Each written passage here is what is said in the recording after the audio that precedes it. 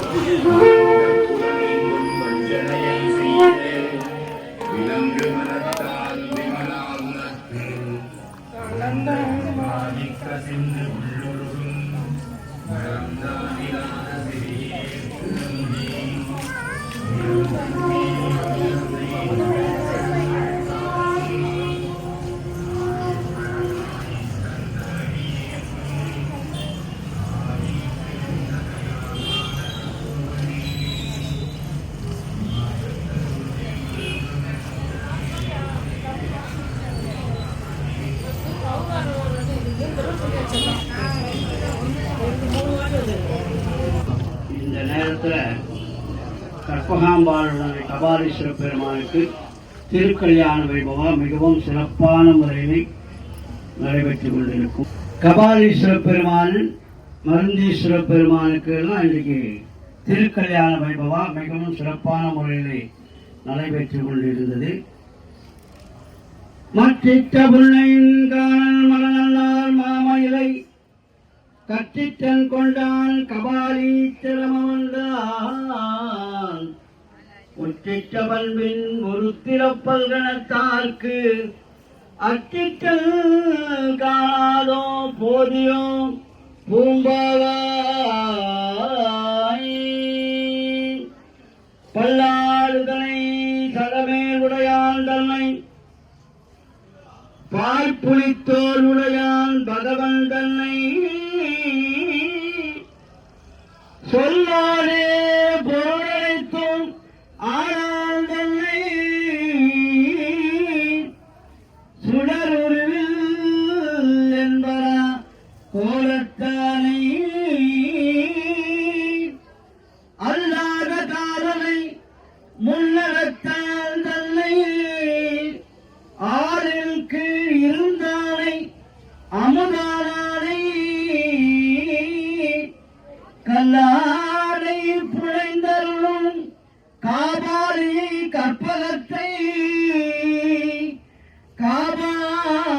கற்பகத்தை கண்ணார கண்டேன் நானே.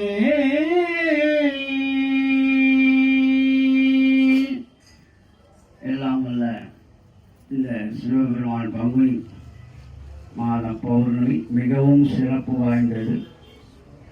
பங்குனி மாதத்தில் பௌர்ணமி கணக்கு வைத்து சில சிவாலயங்களிலே 10 நாள் பிரம்மோற்சவம் நடைபெறும். பங்குனி உத்தர நட்சத்திரத்தை வைத்து 10 நாட்கள் முருகப்பெருமான் சிவபெருமான் ஆலயத்தெல்லாம் நடைபெறும்.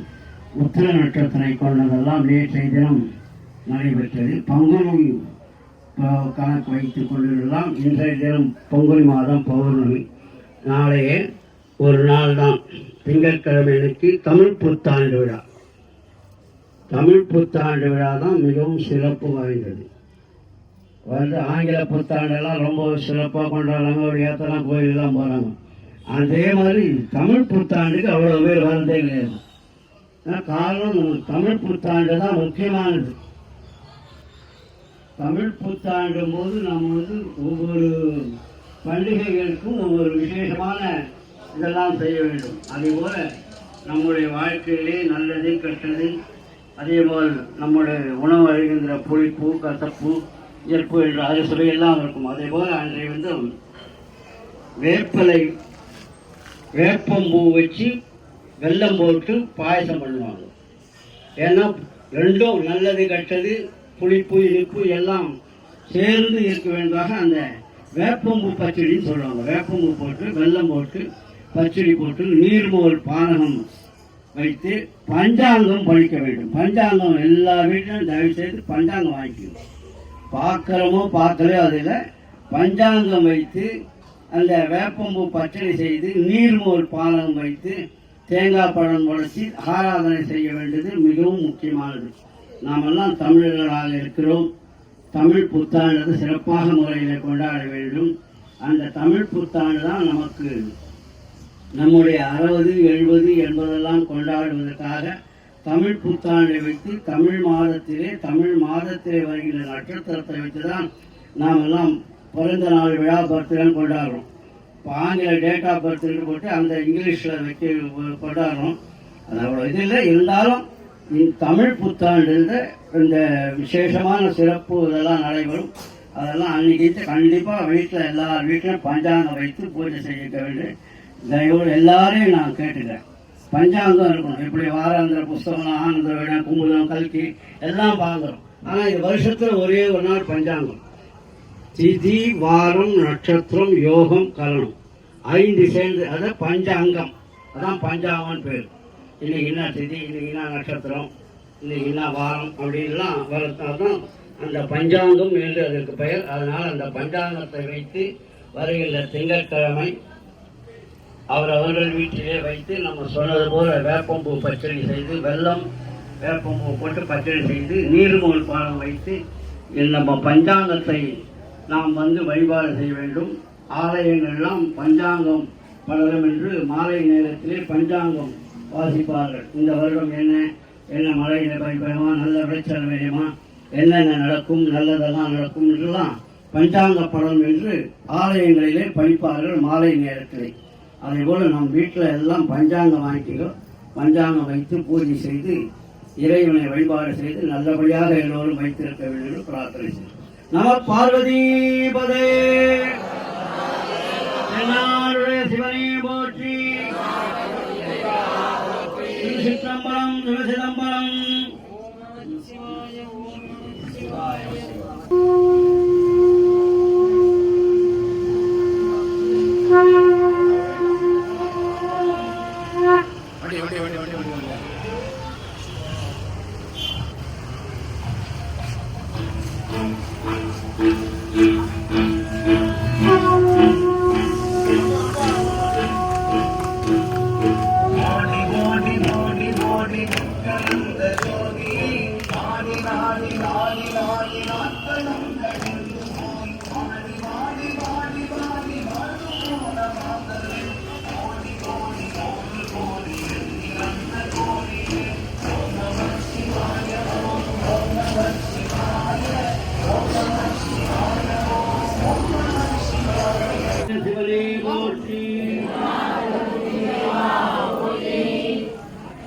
நாமெல்லாம் சுவாமிகிட்ட வேண்டும், நல்ல வழி கொடுப்பார், நல்லபடியாக வச்சுருப்பார், நல்ல வழியை காமி அப்படின்னு. அதை போல இப்போ முதல் சுத்துக்கு சின்ன இதிலே வந்துட்டோம்.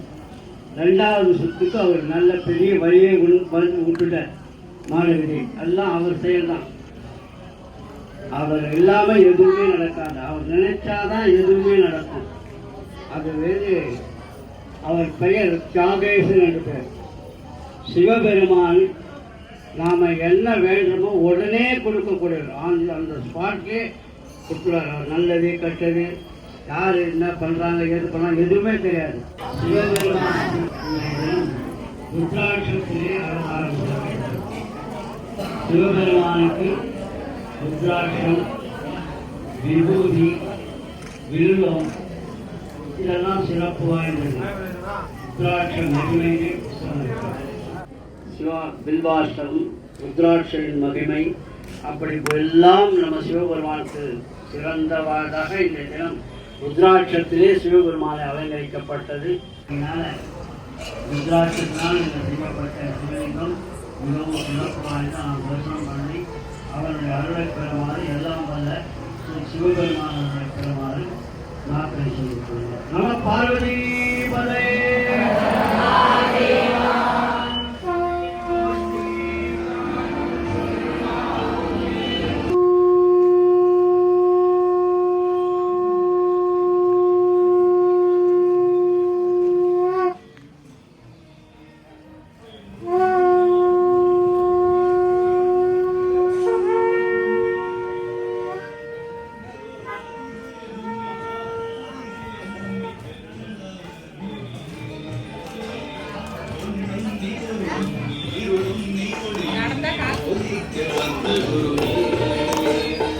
கருணாநிரங்கள் உன்னதும் இந்த புவனங்கள் பெற்றவனுமே எண்ணிய ஜீவகோடிகள் இந்த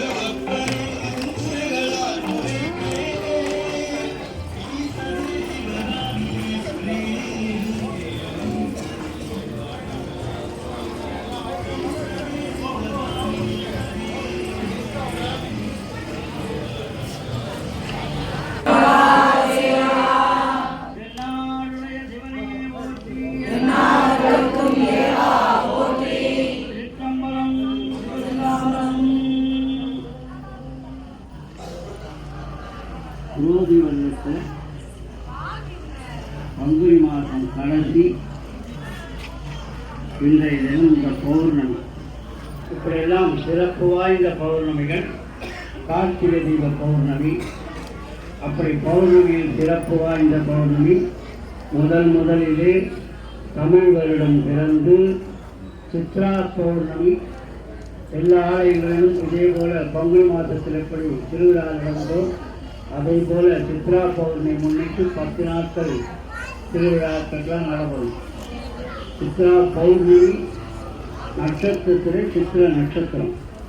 அப்படி இந்த சித்ரா பௌர்ணமி அடுத்த பௌர்ணமி மிகவும் சிறப்பு வாய்ந்தது.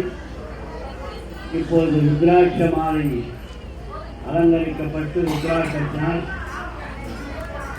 எனக்கு காட்சி கொடுத்துக் கொண்டிருக்கிறார். வழங்கப்படும் எல்லோரும் ருத்ராட்சத்தை நல்ல முறையிலே பயன்படுத்த வேண்டும். கழுத்தில் ருத்ராட்சம் கட்டினால் எந்த விதமான தோஷமும் கிடையாது. தனியாக நம்ம மாலை மாதிரி சரமாக போட்டுட்டா அதை விசேஷமாக அதாக இருக்கும்போது தான் கழித்து வச்சிடலாம். அது கழித்து வைக்கலாம். கழுத்திலே கட்டிடமானால் அதுக்கு எந்த விதமான தோஷங்களும் எதுவும் கிடையாது. அதனால் ருத்ராட்சம் ரொம்ப சிறப்பாக கழுத்தில் கட்டிக்கலாம்.